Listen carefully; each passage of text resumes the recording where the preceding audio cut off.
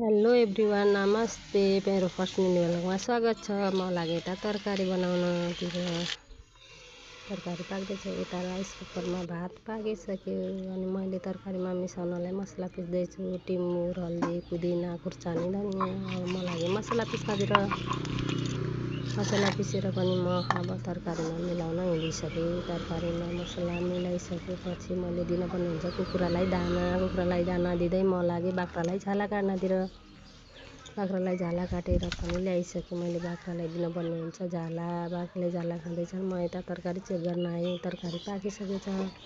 मैले दिउँसोको लागि नास्ताको लागि रोटी तयार गर्ने विचार गरेछु। अब रोटी पनि हाम्रो यता पाक्दैछ।